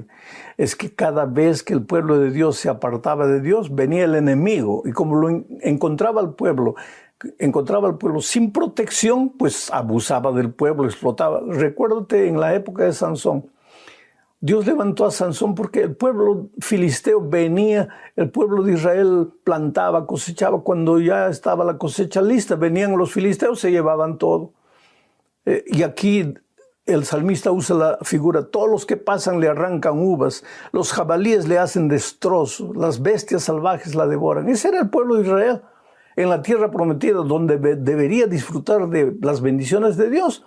Estaba sufriendo a manos de sus enemigos. ¿Por qué? Porque cada vez que salía del territorio de la bendición, pues entraban naturalmente al territorio de la maldición.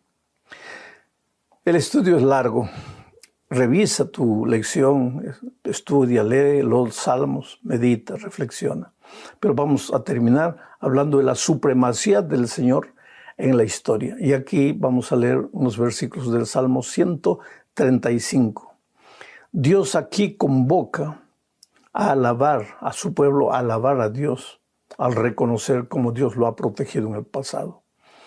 Este Salmo 135 es característico. ¿Sabes por qué? Porque usa muchos versículos del Antiguo Testamento, no solo de otros salmos, sino también algunos versículos de, por ejemplo, del libro de Deuteronomio, del libro del profeta Jeremías, 2 versículos del libro de Éxodos. O sea, los escritores bíblicos miraban, eran lectores, estudiosos del Torá que tenían, de los libros bíblicos que tenían, y usaban muchas veces eso para escribir sus salmos. Vamos a leer el Salmo 135, versículos 15 al 18. Dice así: los dioses de los paganos son de oro y plata, y están hechos por la mano del hombre. Tienen boca, pero no hablan. Tienen ojos, pero no ven. Orejas tienen, pero no oyen. Y en sus labios no hay aliento de vida. Iguales a ellos son quienes los fabrican y todos los que ponen su confianza en ellos. ¿De qué está hablando aquí el Salmo 135?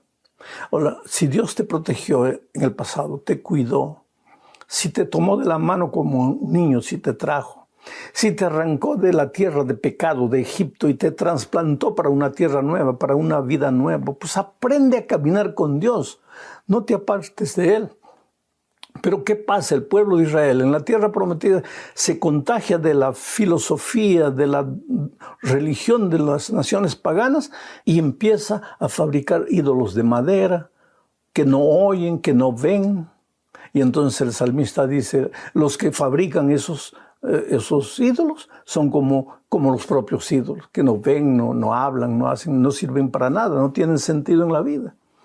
Oh, querido, no te fabriques pequeños dioses. Hoy día muchas veces nos fabricamos dioses a través de filosofías existencialistas, buscando momentos de placer.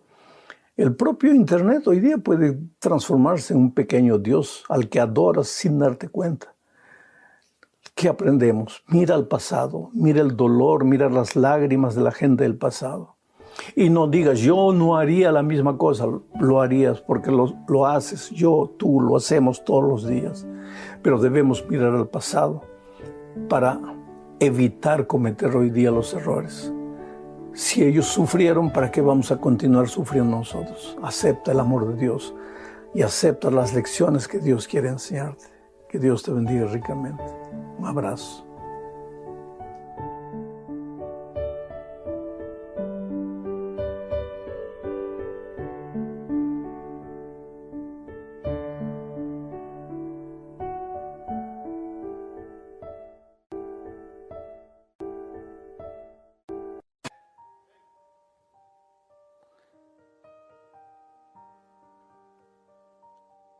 Hace muchos años atrás yo estaba en el inicio prácticamente de mi ministerio haciendo una campaña evangelística en una favela, en una barriada, en un pueblo joven, una villa miseria, como quieran llamarle. Esos barrios pobres que aparecen así en las periferias de las grandes ciudades. Y era un muchacho, yo un joven pastor lleno de entusiasmo, de sueños, hacer grandes cosas para Dios. Me habían dicho que la favela aquella era muy peligrosa. Inclusive la policía a veces entraba ahí solamente para cazar bandidos. Pero decidí hacer la campaña evangelística ahí. Un día, cuando estaba preparando el terreno, mientras bajaba por las calles oscuras de esa favela, dos muchachos me agarraron, me colocaron un cuchillo en el pecho. Yo levanté las manos y les dije: miren, no me hagan nada. Yo soy un pastor, yo predico el evangelio, no le hago mal a nadie. Yo sé que ustedes necesitan vivir, necesitan dinero, llévense lo que tengo. Está mi cartera, está mi reloj, tenía una caneta bonita de oro que me habían regalado. Ahí, no tengo más nada, déjenme mis documentos, dejen mi Biblia. Ellos me quitaron todo y se fueron. Me quedé temblando cuando ellos se fueron. Pensé, el diablo está queriendo que no haga esta campaña y no me va a asustar. Yo la voy a hacer. Y seguí trabajando. Llegó el primer día de la campaña. Una expectativa. El pequeño salón estaba lleno. Empecé a predicar. Allá al fondo había un muchacho que me miraba con un gorro. Cuando yo miraba a otro lado, él me estaba mirando. Cuando yo lo miraba, él se agachaba.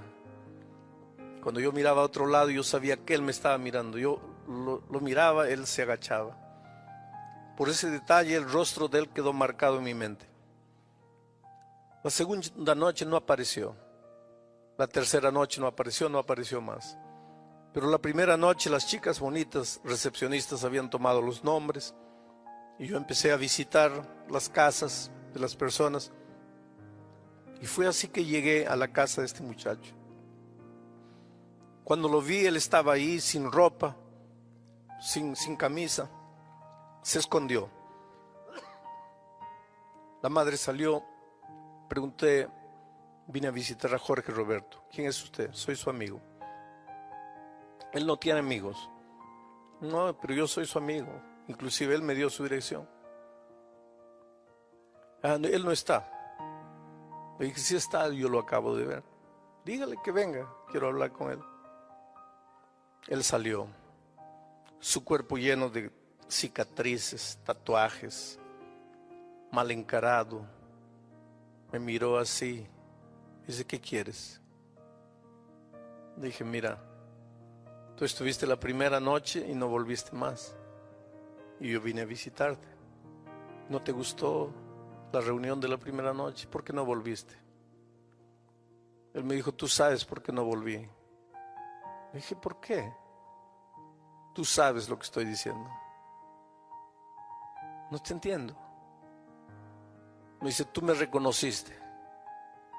No, te estoy reconociendo. Tú estuviste la primera noche y no te vi más. Me dice, yo soy uno de los que te asaltó. Te tiré, te saqué del dinero, el reloj.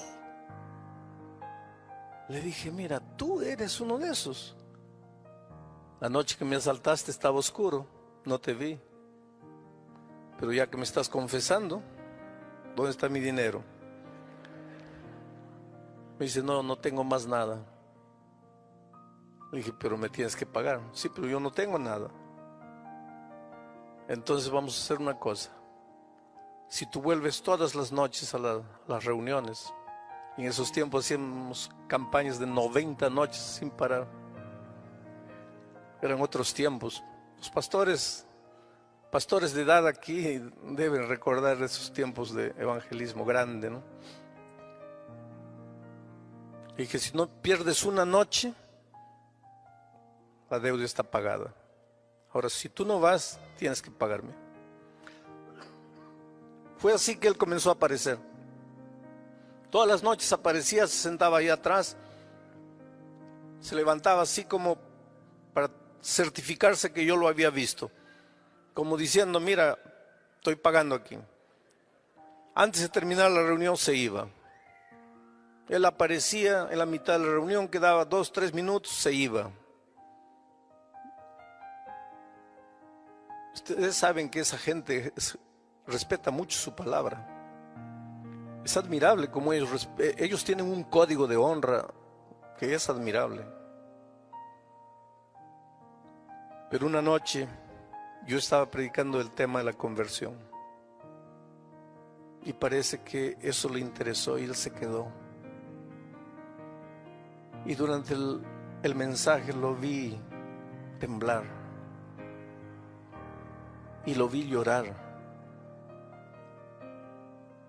Y lo vi llorar casi a gritos. Y aquella noche, cuando todo el público salió, yo estaba en la puerta despidiendo a la gente. Él no salió. Y cuando vine, él estaba sentado en la primera fila. Y me senté al lado de él y le dije: hola, Jorge. Él estaba llorando y me dijo: eso que predicaste es verdad. Dios puede cambiar a cualquier ser humano en un segundo. Le dije: sí, es verdad. Él me dijo: no, eso puede ser verdad para cualquiera, pero no para mí. A mí Dios no puede cambiarme. Le dije: claro que te puede cambiar. No, no puede cambiarme a mí. Tú dices eso porque no me conoces. Si conocieses mi vida, no dirías que puede cambiarme. A mí no me puede cambiar. Le dije: pero ¿qué hay en tu vida que Dios no pueda cambiar? Y ahí él me contó su historia. Él nació en un prostíbulo. Su madre trabajaba allí. Él nunca supo quién fue su padre. Cuando pequeño, las otras mujeres que trabajaban ahí cuidaban de él mientras la mamá vendía su cuerpo. Él aprendió a andar respirando la basura de esta vida. Me dijo: yo tenía 9 años cuando en el barrio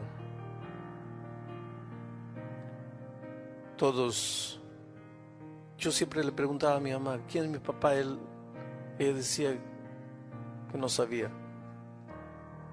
Y un día ahí en el barrio los muchachos me explicaron por qué yo no sabía quién era mi papá. Y ese día tuve odio de mi madre. Pero mi madre era todo lo que tenía. Cuando yo tenía 12 años, mi madre quedó tuberculosa. Comenzó a botar sangre por la boca. De mañana había ido al puesto médico, le habían dado una receta, pero no había dinero para comprar remedio. Estaba ahí en la cama, toda la sábana manchada de sangre. Yo solo tenía 12 años. Salí con la receta en la mano a buscar ayuda con toda la gente. Nadie quería ayudarme. Bajé a la ciudad, pedí ayuda con la receta en la mano. Nadie me escuchaba. Algunos me arrojaban un centavo. Fue entonces que me quedé en una esquina parado, mirando a las mujeres con joyas, con cadenas de oro. No sé de dónde saqué fuerzas, me avalanché sobre una mujer, le arranqué la cadena y corrí. Subí aquí a la favela, yo sabía quién vendía, quién compraba oro aquí. Vendí, con el dinero volví a la ciudad, compré el remedio de mi madre, llegué a mi casa a la noche, le entregué a mi mamá los remedios, pero ese día yo descubrí que dentro de mí se quebró un vaso de cristal. Ese día entendí que yo no necesitaba de nadie para poder vivir. Si el mundo había sido malo conmigo, ahora el mundo se arrepentiría de lo que me había hecho. Y a partir de ese día comenzó mi carrera de delincuencia. Mírame, me dijo, yo he hecho todo lo que puedes imaginarte en la vida. Imagina lo peor de lo peor, yo ya hice. He abusado de mujeres, he matado, he robado, he asaltado, porque cuando niño arrancaba y corría, después fui creciendo, ya me dio vergüenza estar corriendo. Entonces agarré un cuchillo, un revólver, comencé a sacar las cosas por la fuerza. Fue así que te agarré, fue así que te saqué tus cosas. Soy un viciado en drogas, vendo droga para poder sobrevivir. Ahora tú vienes y me dices así: Dios puede cambiar tu vida en un segundo. ¿Cómo quieres que te crea? ¿Cómo Dios puede cambiarme? Le dije, no sé, muchacho. Yo solo sé que Dios puede cambiarte si tú quieres. Hice una oración con él, se fue y no volvió más. No volvió una semana, no volvió 2 semanas. Un día yo estaba terminando ya la predicación cuando la madre de él apareció allá en la puerta y me comenzó a hacer señales. Terminé la predicación, fui a hablar con ella. Me dijo, por favor, venga a mi casa. Jorge está mal y lo necesita. Y fui corriendo. La madre en el camino me contó lo que había pasado.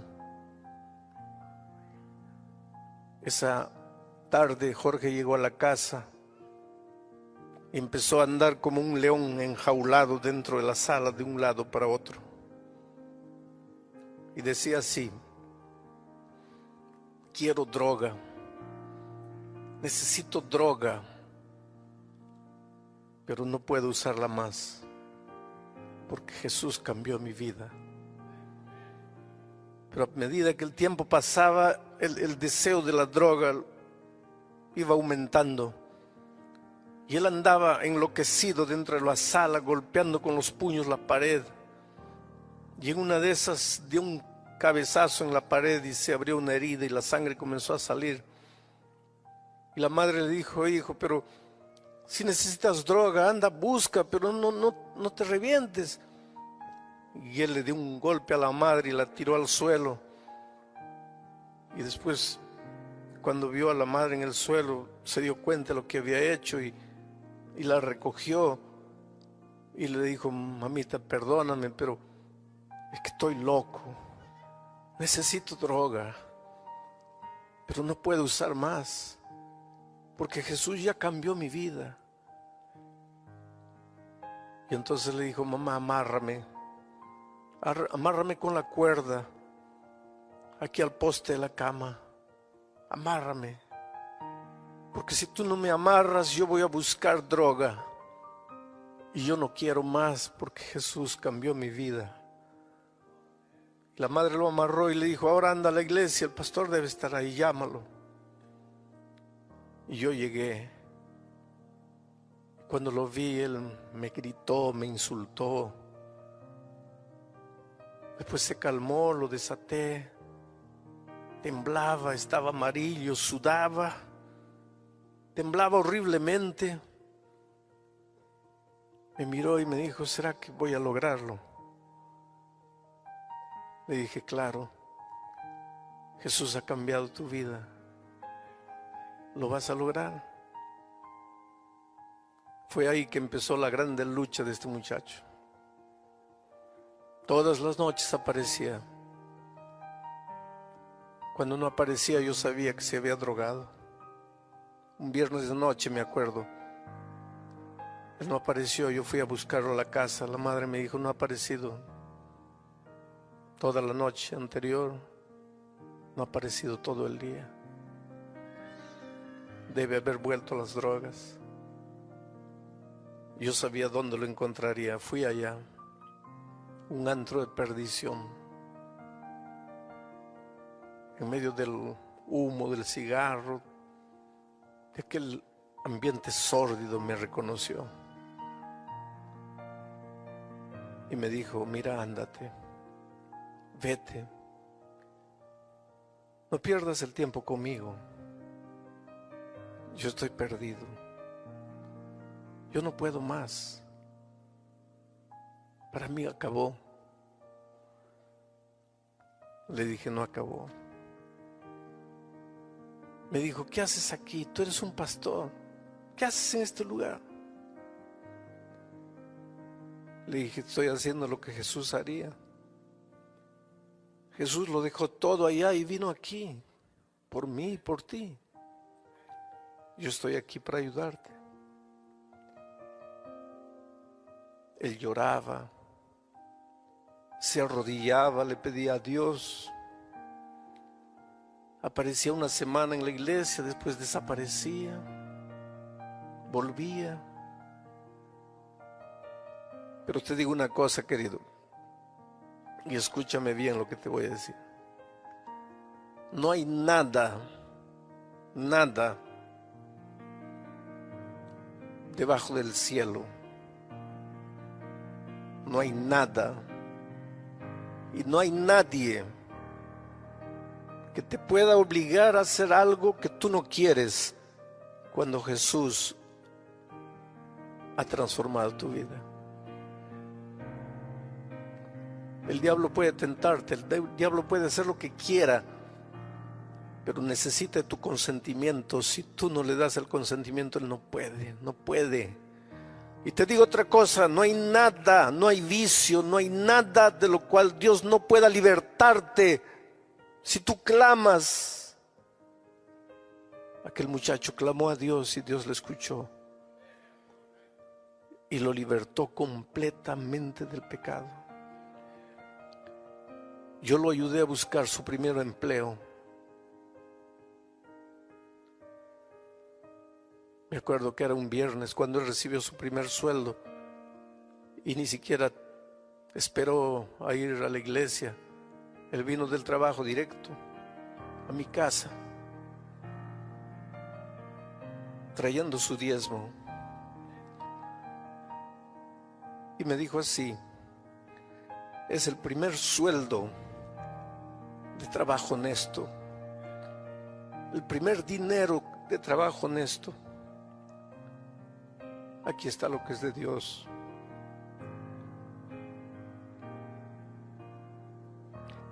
Llegó diciembre, llegó el bautismo. Mucha gente me decía, usted se va a arrepentir de bautizarlo. Pero él se bautizó. Y fue un grande muchacho dentro de la iglesia. Un año después me transfirieron de distrito. Me fui a la selva. Volví de vacaciones un año después. Y los hermanos corrieron a darme la noticia. Su amigo Jorge Roberto murió. Les dije, ¿cómo? Un sábado de mañana, en la puerta de la iglesia, mientras el pastor despedía a los hermanos después del culto, 3 ex compañeros de fechorías, ex delincuentes, o 3 delincuentes, lo agarraron y nadie se dio cuenta porque pensaban que estaban jugando y le metieron 7 cuchilladas en el cuerpo.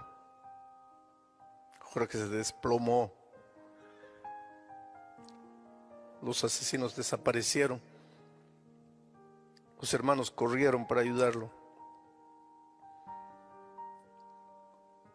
Y él dijo, no me toquen. Creo que voy a morir. Pero estoy bien. Dios me encontró, me perdonó, me salvó. Estoy en paz. Los hermanos lo colocaron en un carro, era difícil la salida.